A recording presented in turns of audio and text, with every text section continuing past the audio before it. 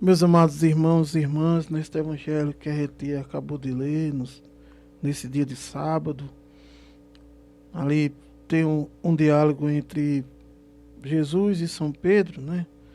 E São Pedro, se a gente retornar ao evangelho de ontem, São Pedro, Jesus tinha falado a São Pedro de como que São Pedro iria morrer, ou seja, São Pedro foi martirizado, né? Então hoje, dando sequência ao Evangelho, São Pedro então pergunta sobre o discípulo a quem Jesus amava, São João Evangelista, aquele que reclinara, né, no peito de Jesus, no Sagrado Coração de Jesus, aquele que estava próximo de Jesus na Santa Ceia e também no sacrifício, né, na cruz, na bendita cruz, ele, Nossa Senhora e ali algumas mulheres piedosas. Então, São João era esse que tinha proximidade com Jesus, né? Daí então, Jesus disse, olha, se eu quero que ele permaneça até que eu venha, que te importa, né? Quanto a ti, São Pedro, segue-me, né? Amados irmãos, depois que Jesus disse isso, correu então ali algum boato, né? Alguma notícia entre os demais irmãos que São João Evangelista não iria morrer, né? Mas São João Evangelista morreu, né? Morreu idoso já em casa, né? Até tentaram martirizar ele, né? Até tentaram o matar por conta do Evangelho, mas ele morreu por morte natural, já velhinho já. Então, por que correu esse boato, né? Se Jesus disse uma coisa e as pessoas pensavam outra. Por quê? Mas, irmãos, porque muitas vezes, né, a gente interpreta as coisas mal, né? De uma forma diferente, né? Então, se aconteceu isso ali, entre aqueles que viam Jesus, né? Acontece também no tempo de hoje, né? Por isso que São Pedro vai dizer que as Sagradas Escrituras ela não é para interpretação particular de ninguém. Não. Não é de jeito nenhum. Nós não podemos ter uma livre interpretação na Bíblia, né? A gente poderia iniciar lendo a Bíblia, pedindo a ação do Espírito Santo sobre nós, para ele nos iluminar o nosso entendimento, mas jamais a gente querer interpretar de maneira particular, né? Para isso existe o santo magistério da igreja. Lembra daquele eunuco que estava lendo, né, uma passagem bíblica e aí o Felipe vem e diz, e aí, já te deu alguma coisa aí? O que é que diz aí? Ele disse, não tem ninguém que explique, né? Então, nós católicos devemos ler as Sagradas Escrituras, mas na hora de interpretar, nós devemos interpretar juntamente com o Santo Magistério da Santa Igreja Católica, né? É dessa maneira, né? Se a gente pudesse botar a Bíblia na nossa frente e do lado o catecismo da igreja para nos orientar. Porque existe muito perigo da gente tentar fazer uma interpretação particular, uma interpretação da Bíblia livre. Não, gente, não é assim. Vejam só, Jesus disse, olha, se eu quero que ele permaneça até que eu venha, que te importa? Jesus falou isso. Aí as pessoas ficaram dizendo, não, mas ele não vai morrer então, São João Evangelista. Aí a própria Bíblia diz, Jesus, porém, não disse que ele não morreria, mas se eu quero que ele permaneça até que eu venha, que te importa, né? Para vocês verem.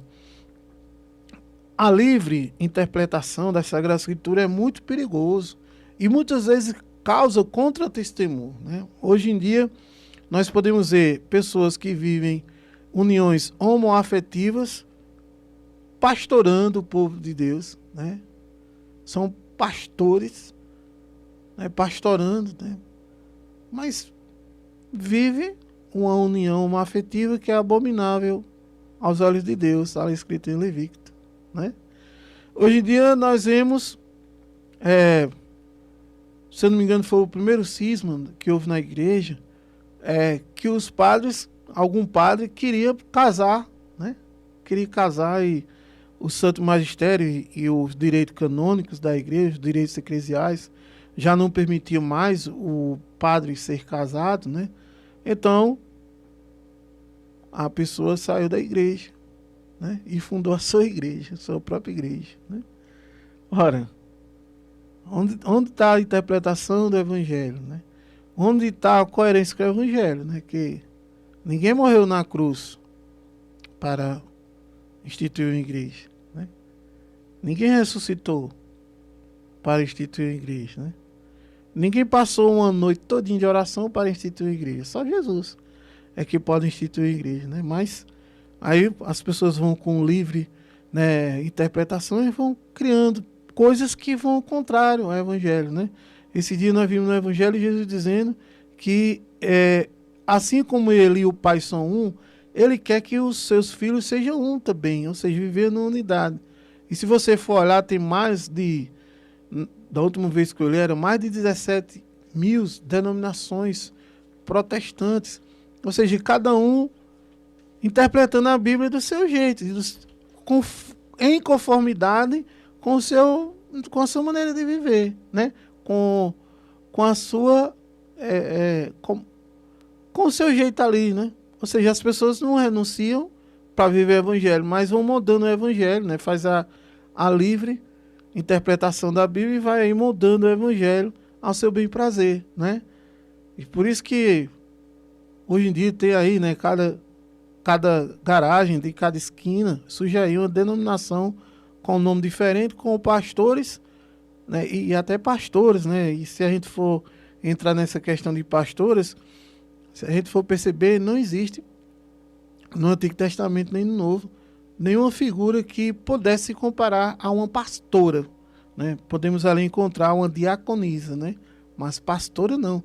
Então tudo isso aí é o que? É o perigo da livre interpretação. E surgem tantas outras coisas que a gente poderia aqui passar aí vários tempos explicando, né? Os perigos, né? Pessoas cristãs rodopianos, né? E diz que é ação do Espírito Santo. Esse dia mesmo eu estava escutando uma canção, a pessoa estava escutando uma canção e eu observei um erro teológico na canção, né? Certamente uma canção protestante. E a canção dizia assim, clamava o Espírito Santo para ele descer na casa e quebrar tudo. Eu digo, olha, aí tem um erro teológico, o Espírito Santo de Deus não quebra nada, né? Ele não é um espírito destruidor, não, de jeito nenhum, né? Então tem um erro teológico aí. E por aí vai, né? Tudo por conta da interpretação particular. Amados irmãos, se nós pegarmos o Santo Evangelho, a Sagrada Escritura e lermos junto com o magistério da igreja, com o catecismo da igreja, com os padres da igreja, dificilmente nós vamos cometer erro. Dificilmente vamos cometer erro, né?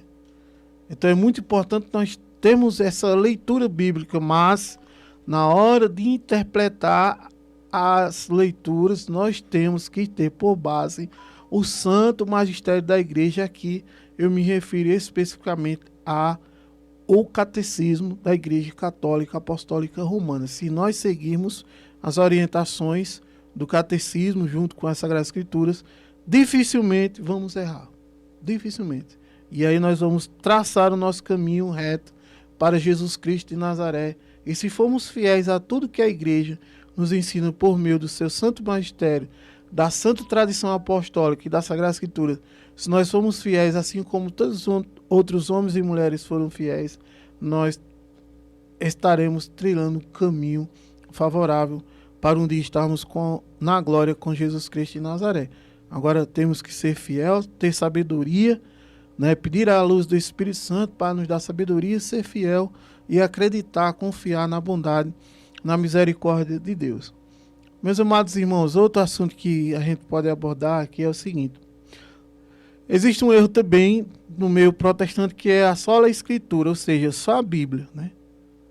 Alguns dos nossos irmãos protestantes, eles só enxergam, só vê o que está na Bíblia, né? Mas nós, católicos, nós temos também como base da nossa fé tanto a Bíblia, quanto a Santa Tradição, quanto o Magistério. Chama o tripé. Por quê, amados irmãos? É simples de entender. Como é que um Deus que nem o universo pode conter ele, nem o universo, gente, pode conter Deus. Como é que esse Deus vai estar totalmente explicado e entendido nesse livro que está aqui na minha frente? Não vai. Deus é muito mais maior do que esse livro, muito mais. Nem o universo contém ele não vai se autoexplicar. Ele não vai estar todo completo aqui nesse livro. De jeito nenhum, não vai. Por isso que a nossa igreja ela tem o Santo Magistério, a Santa Tradição e tem as Sagradas Escrituras. É importantíssimo nós termos esse tripé como nossa base e refletir. Olha só, a própria palavra de Deus disse isso que eu acabei de falar. No finalzinho a gente lê assim, olha. Este é o discípulo que dá testemunho dessas coisas e foi quem as escreveu. E sabemos que seu testemunho é verdadeiro. Nós estamos no finalzinho do Evangelho de Jesus Cristo segundo São João. E aí ele vai dizer, há porém muitas outras coisas que Jesus fez.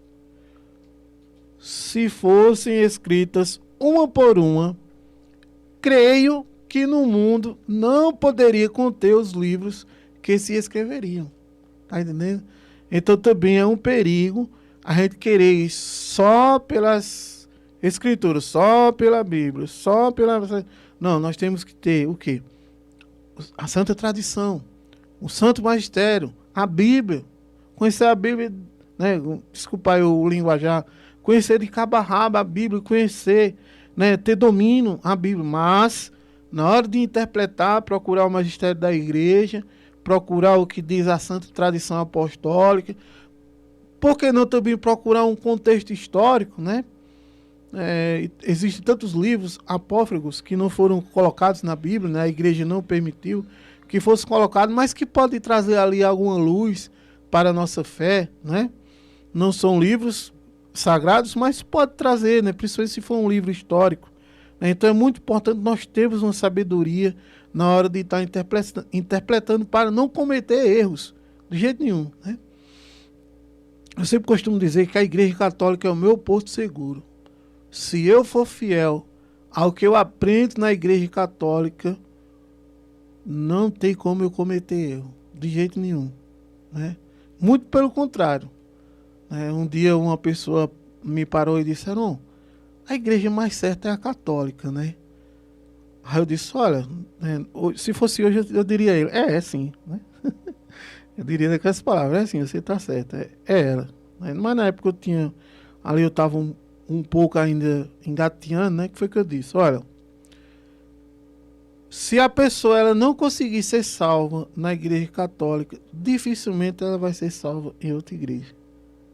Nós temos aí, gente, tanta coisa boa no seio da igreja, né? É verdade que algumas pessoas distorceram e pegam apenas algumas coisas indesejáveis que aconteceram em meio ao povo e às vezes esquece do sagrado, né? Daquilo que é santo, daquilo que é uno, né? Daquilo que é imaculado, que tem na igreja, né? Católica, né? A doutrina, por exemplo, né? Nós passamos aí por um tempo aí, estamos ainda vivendo um tempo de crise de fé, né? E às vezes chega uma pessoa diz outra, né? Vai lá uma pessoa, vai lá no púlpito e diz, mas isso não é assim, né? O diabo não existe. Aí outro diz, não, mas o diabo existe, né? Aí outro vai lá e diz, não, mas Nossa Senhora tinha outros filhos. Aí outro diz, não, mas ela não tinha não. Aí sobe outro e diz, não, mas assim como todo mundo pecou, né? Ninguém nasceu santo, Nossa Senhora também não nasceu santa, né? Aí o outro diz, não, mas Nossa Senhora foi imaculada desde da concepção. Aí fica todo aquele embaraçado, né?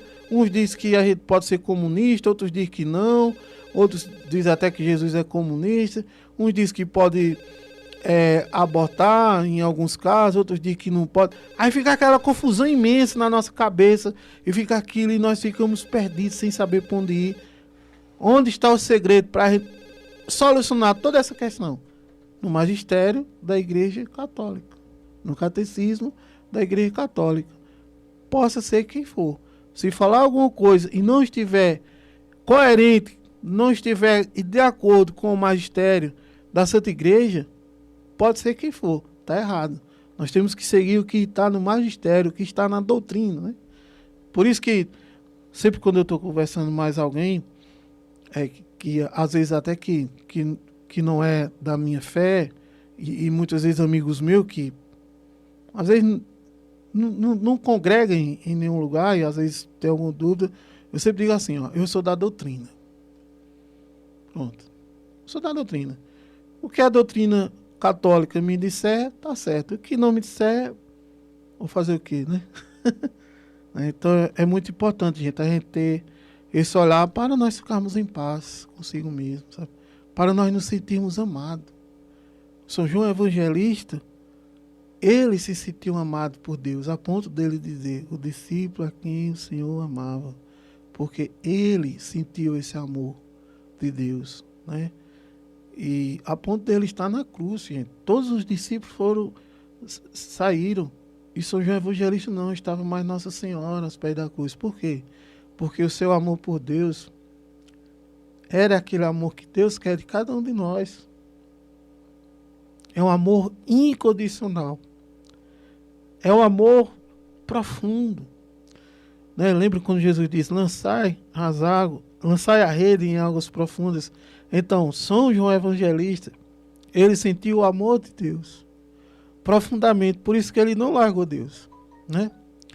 E eu acho interessante que alguns filmes bíblicos, né, que a gente assiste, né, quando as pessoas chegam para avisar que Jesus ressuscitou, São João Evangelista diz, ele ressuscitou como havia dito, né? Se eu não me falha a memória, está escrito até na Bíblia isso.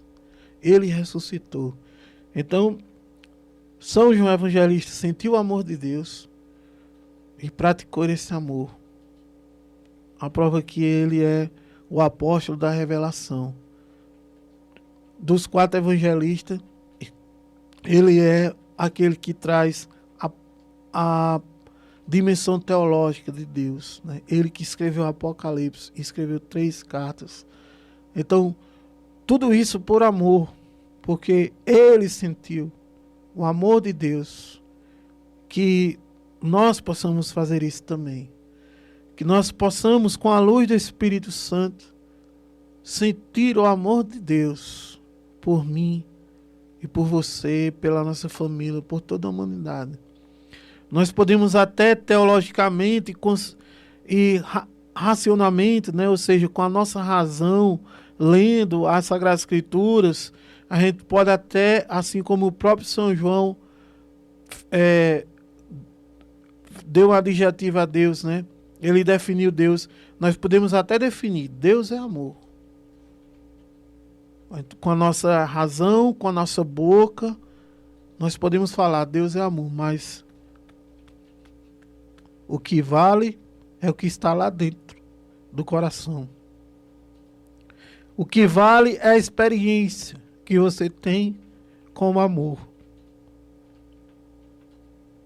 Então que São João Evangelista interceda por mim e por você e que nós possamos trilhar o nosso caminho rumo a Jerusalém, a nova Jerusalém, com sabedoria, com os pés no chão, sem ser enganados pela livre interpretação, sem ser enganado pelos lobos.